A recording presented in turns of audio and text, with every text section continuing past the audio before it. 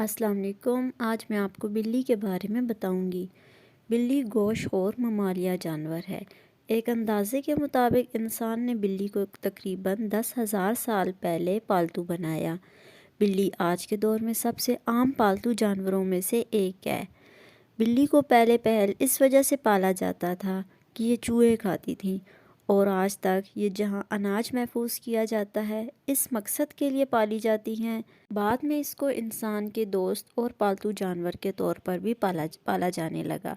پالتو بلیوں کے جسم پر لمبے یا چھوٹے بال ہو سکتے ہیں، جس کی بنیاد پر ان کی اقسام اور نسلوں کا تعین کیا جاتا ہے۔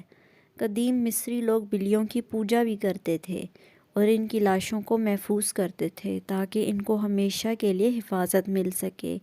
آج کے دور میں بلیاں پالتو جانور کے طور پر پالی جاتی ہیں۔ اس کے علاوہ بھی بلی انسانی آبادیوں میں آوارہ پائی جاتی ہیں۔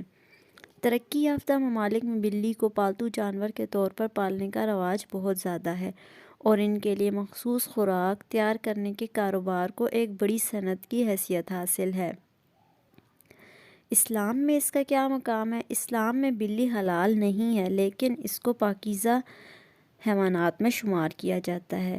جو بلیاں کسی کی ملکیت نہ ہوں ان کو پالنے میں کوئی حرج نہیں۔ اور صحیح مسلم میں ہے، عبداللہ بن عمر سے حدیث ثابت ہے کہ رسول صلی اللہ علیہ وآلہ وسلم نے فرمایا، ایک عورت کو بلی کی وجہ سے عذاب دیا گیا۔ اس عورت نے بلی کو باندھ دیا تھا، اتنا کہ وہ مر گئی، اور اسے نہ تو کھانے کے لیے دیتی اور نہ پینے کے لیے، اور نہ ہی اسے چھوڑا کہ وہ زمین کے کیڑے مکوڑے کھائے، تو وہ عورت بلی کی وجہ سے آگ میں داخل ہو گئی۔ ہماری ویڈیو کیسی لگی؟ سبسکرائب ضرور کریں اس چینل کو۔